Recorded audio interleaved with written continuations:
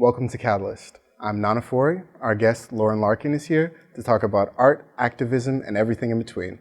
First, a little bit about her. By 2008, Lauren had graduated college with degrees in both theater and performance and interactive media arts, and has since used her passion for art to reach out to people and educate them. Through a combination of various mediums, including music and performance art, Larken has tackled issues like the inclusion of dangerous ingredients in beauty products, what it means to perform womanhood, and more recently, environmental issues in the Lake Champlain ecosystem. We put together a sample of her work. How ridiculous is it? How ridiculous is it when we know that there is something that is going to cause people to die in massive numbers and we don't do something about it? By staging our event in such a public place, we've taken the beauty regime out of the closet, hoping to encourage dialogue about our cultural ideas surrounding beauty as it relates to gender performance. The MTA service specialists, providing you with the service you deserve after the recent fare increase. MG, click on the shortcut to my genius fantasy. Apple C, Apple V, embedding my genius to my screen. What is performance activism to you? Performance activism to me is using creative means like theater, music, interactive technology to tackle real world issues. Is it something that you've always wanted to do? I feel like my family has always been a bunch of creative problem solvers, and we have always been very conscious about the earth and very respectful towards nature and appreciative. So I think it makes sense that those things got linked up for me because of my passion for theater and my desire to in some way serve. Speaking of theater, sort of the stereotype people get when they think of a theater, somebody who graduated with theater in their degree, is someone with high energy. And like, do you think that that's something that you need? Is something that you bring to performance activism? I definitely am an extrovert who loves collaborating, but I also have an introverted side, and I do a lot of recording projects and projects that take time and take special attention and need alone time for, and also need quiet for. So I think there are all types of activism and all types of performers. I definitely have some friends that are public artists and like public muralists, and they definitely sometimes tend to be a little bit more on the quiet side. One thing I noticed when looking up some of your work is that you do a lot of collaborations with different artists for your performance activism pieces, and you have an interesting name for them. Actually, let's go into partnerships and sort of how you organize collaborations with different artists. So I have a bunch of different partners, and partnership is basically a partnership where you make art together. So my primary partner is Laura Lee Golidge, and she's an author, illustrator, and educator, and she also is a published young adult graphic novelist, and she's really cool. She's working on her third and fourth books right now, but her second book was a book called Will and Wit, and it was published in 2013, and it's a really cool graphic novel that she and I transformed into a musical for young adults.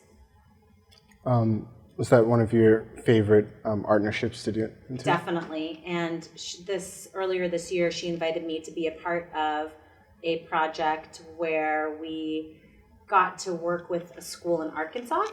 And she was invited to help the kids make peace books and do a week-long residency helping them make books about peace.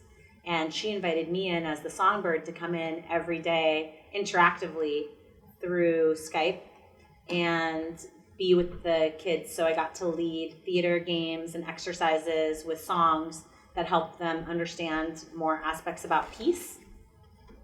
And it was really fun. So they became my partners too. Actually, I think we have a little some of the pictures from that event Awesome. that we can play in a couple seconds. Yeah, so there's Laura Lee with the Delta School class in Arkansas. I think that day was about trust. And there was a lot of games about respecting nature. Here I am calling them with the kids. We did some peer massage, and we did different games, creative games to bring out self-expression and peaceful activity and collaboration and partnership together. It's really fun. You just seem to do a lot of projects with kids. Is that like an area you found that's a focus of yours for your performance activism?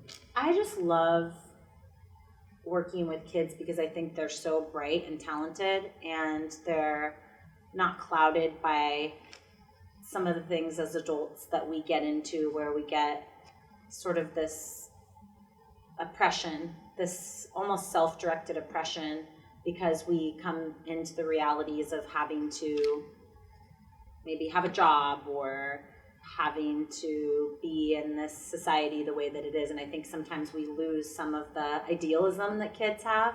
And I think we need a lot more of that in our world in order to tackle some of these larger issues. So it's definitely one of my favorite things to do, is to work with people that are younger. So kids are more open to the ideas that you're teaching them? I think that partnerships with kids are really fun. I think partnerships with adults are really fun. I think partnerships with folks that are elderly are really fun. I've been having a wonderful partnership with the activism group Pause at Champlain College. And I think that there's value to knowing how to work really well with everybody. And that's something that's really important, is to be exposed to and have friends in our community that are all different ages. I just happen to have a lot of younger friends right now. You've talked about some of this, but do you have a list of the things that you focus on with your activism? What is the primary focus of your activism? I would say the primary focus is self-care and singing. So using music as a healing entity and extending the idea of singing to having creative, expressive voice. And then under that, I would say I'm obsessed with bicycle love. I feel very passionate that people should feel safe and have access to public space. And I care about DIY culture. I think it's got a lot to offer us in terms of solutions. And then I'm all the time thinking about women's health issues, my own health, and got very passionate about the Campaign for Safe Cosmetics and the Breast Cancer Fund. One of the issues you talk about is the performance of beauty and the female ritual, like putting on makeup every day and wearing all the products to put a sort of face out there that's more perfect. What do you think is behind all of that? Do you think it's more an unrealistic standards of society, an insecurity thing, or a vanity thing, or something altogether different? Honestly, I think that wearing makeup is just really fun.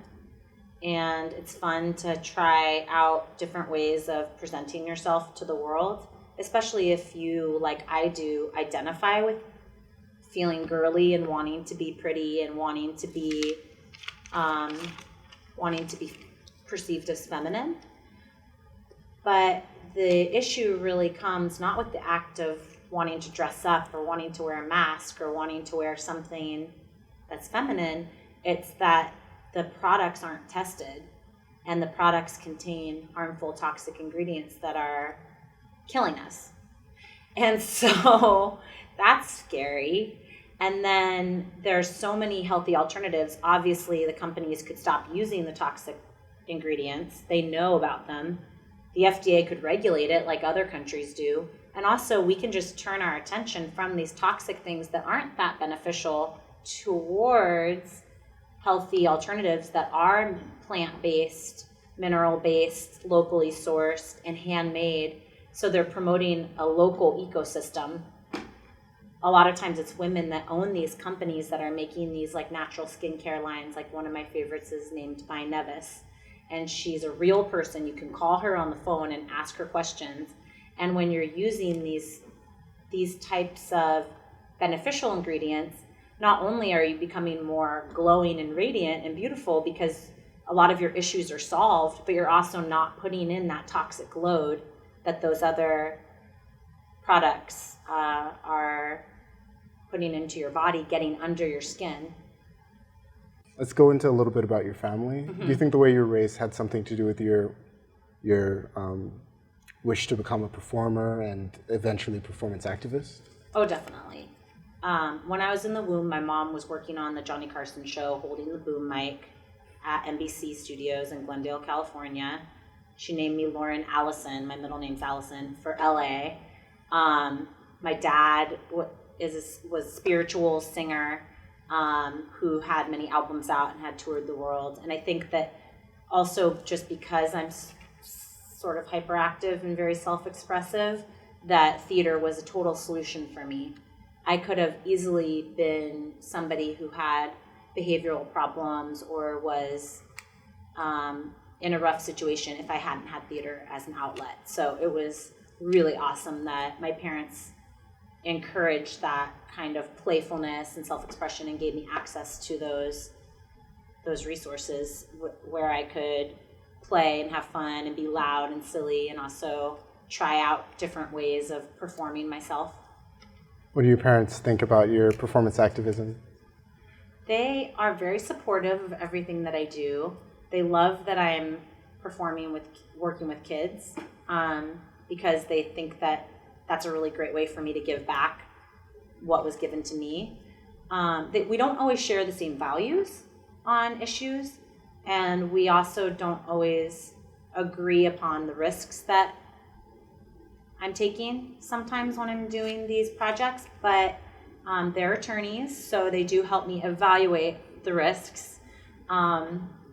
And also, I've come to very much appreciate my First Amendment rights to speech, and I feel that one that's really important to mention is the right to have parity, the right to do parity.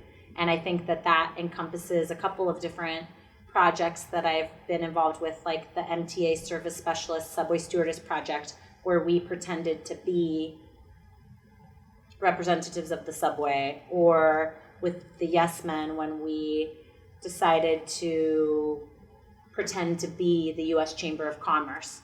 All of those scenarios are protected under the right for parity.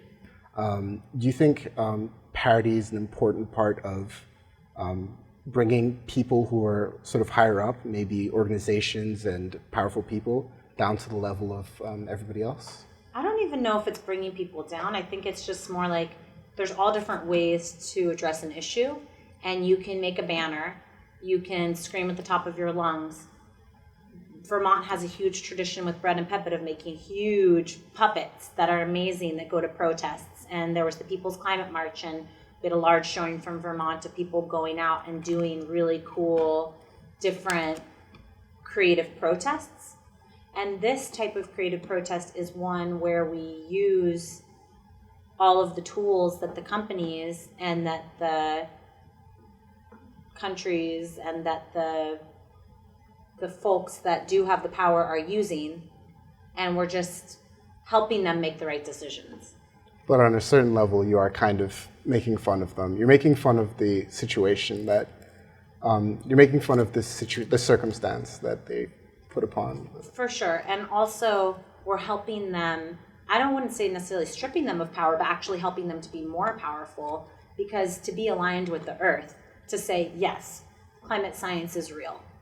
Okay, we're the U.S. Chamber of Commerce, and we believe that science, like that climate science is a reality, is helping them to be more in line, and also helping them to have more longevity. Because if they believe that, they'll be making decisions based on preserving our natural resources, helping endangered species, not adding extra pollutants and toxins and unnecessary packaging, and the list goes on, but just making decisions based out of reality and in line with what's going to be the most sustainable future for everyone.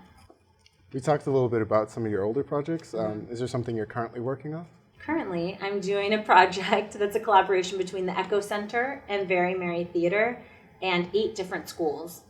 And it's an invasive species project where we're making plays. Each school is making a 10-minute play about a different invasive species. And the ages of the kids range from preschool all the way to middle school, and most of the groups are about 5th grade. Actually, we got some video with you last week working with the children. We can show that. Think about what character you are in the play. Think about it, say it in your head, what you are, okay? And then think about what the voice is of that character. Really cool, different voice. And now we're gonna go around the circle and you're gonna say something that you might say in the play, one of your lines as your character. So you're gonna be talking as your character, and then all of a sudden your volume gets turned off, but you keep talking. I think it's gonna teach people about the species and how it is bad for the environment. I think it's really fun, and I think she's really creative and funny because we play games that I can tell that she's made them up, but they're still really fun. We do the jellyfish, the jellyfish, the jellyfish fish. Peter's not your running back. I enjoy about the play because it's about football, and I like football, and I watch the Super Bowl. Everybody goes, yeah! Okay, now we have to do 1, 2, 3. Put your hands in. I enjoy acting because I like dancing and I like being another person and acting out another person, unlike me. And I think it's just fun to experience being someone else. I think everyone's going to do good on the project, and they're going to know their lines. Hopefully they know their lines, and it's going to run smoothly, and it's going to be fun. I was looking at your work history, and there's a focus on education and younger children. Do you think that is that fun for you? Is that something that's enjoyable? Yes, definitely. And it's so rewarding. And I think that the combination of science and theater is really cool because it's creating this healthy learning ecosystem where it's valuing creative self-expression and also going deeper into issues. And probably take it to, as adults, maybe they'll have a different understanding of how their ecosystem in the local lake works. Definitely, and they're learning all about the life cycle of the animals, their breeding patterns, what they eat, why they're a problem, what potential solutions are. And so they're just educated, and they're starting to help now. They're all very serious about this, and they're all really excited to help out. What are some of the challenges you face in your work? Well, I think the main challenge is just time and energy, because there's so many awesome projects out there and partnerships and creative collaborations. And I found when I was working in New York with the House of Yes and the Yes Men that I had to learn how to say no to say yes. Sometimes you have to say no in order to say a bigger yes. So I came to a point where my health was getting really compromised because all of my time and energy was being taken up by projects, and I wasn't doing anything self-care wise. And so once I started to get really sick, I started to make some changes in my life, and those were mostly like environmental, moving to a more natural place like Vermont, where I can be surrounded by people who love to use plants for medicinal purposes and also for beauty products, and also connected to the local food movement. Also just being in a natural environment and surrounded by wildlife and being able to bike most places. As I started to look at my daily rituals, and as I really started to heal, I started to notice how many products I was using, and that's really when I got passionate about the campaign for Safe Cosmetics and wanting to really make a difference and help shift people's toxic routines into more of beautiful daily rituals involving plants. You talked about sometimes you just have to say no to stuff. You just have to reject stuff. Do you think that just like the physical aspects of living, like you need to eat, you need to sleep, you need to be healthy, slow your output as far as performance activism goes? No, I think it's actually the opposite. And last week when I met with you guys to prep for this, I was not feeling so well. I was very sick. And then as I started to get better, I had enough energy one day to take a jog, and I live very close to here. So I took a jog down to Oakledge. I'm not a huge jogger, but I just felt like I should get some air in my lungs. Been coughing a lot, so I went down, and I just spent 15 minutes going down there and listening to the birds, being a part of nature. Before I was giving to anyone else that day, I gave myself that opportunity for a little reflection and healing, and I did some push-ups and sit-ups and some yoga poses and some singing. And then the rest of the day, it was so much fun because I had given that to myself first. And so that's something that I think I'm still learning. And, you know, I think a lot of people, especially students, are coming up against, like, learning to put on your own oxygen mask first before you help someone else out. And the rewards of that are exponentially amazing. And it's tough sometimes, especially as being a giver and an extrovert, to like go inside and also to say no to things that infringe upon the time to eat healthy meals, to get exercise, to get a proper night's sleep. But that's what it takes to be sustainable for me, especially as someone who's recovering from some autoimmune illnesses. So it's not a break from the process, it's part of the process to Exactly. That's a nice way to put it. I think that's a really healthy way to look at it. Well, do you think that if you make a good play and you're happy with it, that's the end of it? Or do you think it's as important how people receive it and how many people are exposed to it and that sort of thing? I think both are really important. I think the process is really important, and oftentimes the process gets rushed. Just due to the fact that time keeps marching on and you have to get something done. But I think that approaching every moment with dignity and respect and trying to really be present is valuable. And I think the outcome is often better when there are very conscious people working with each other, especially noticing relationships and realizing. Like, I could give you an example. I got really excited about a potential project that I was working on with 350 Vermont, and the timing didn't end up working out with it. But instead of the people just saying, oh, to heck with her, the little performance activist, whatever, blah, blah, blah, she's a dime a dozen, they put me in a room and, like, talked to me and, like, collaborated with me.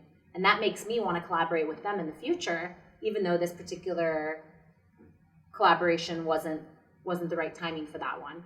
And I think that there's maybe a New York mentality of like, oh, whatever, the next person will be here tomorrow, just they can be done with. And you just never know how many people are going to come in and out of your lives.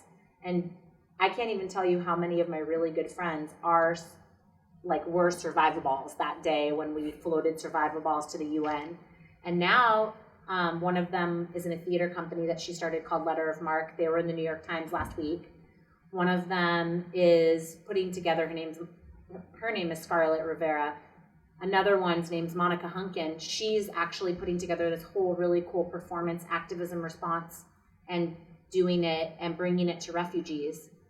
So it's like there's so many different ways of working with people, and you never know when you're going to be the one helping somebody else out with their project or they're going to be helping you out, and all the awesome things that are going to happen in the future.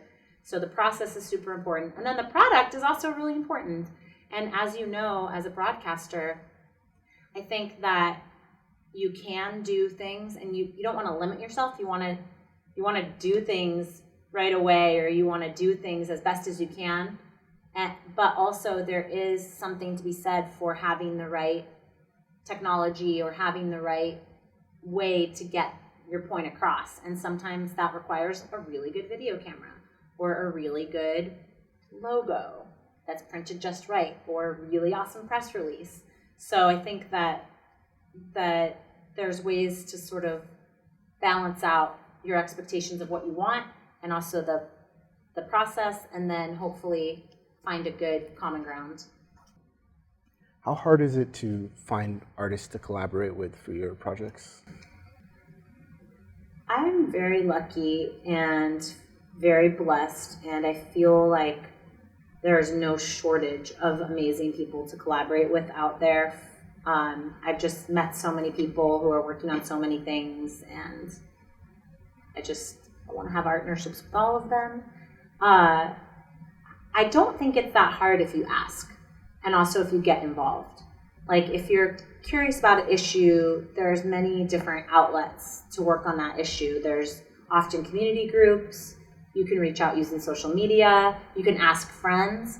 But I think that finding a collaborator, although when you're lonely and when you don't think anybody might care about what you're thinking about, it's easy to feel isolated.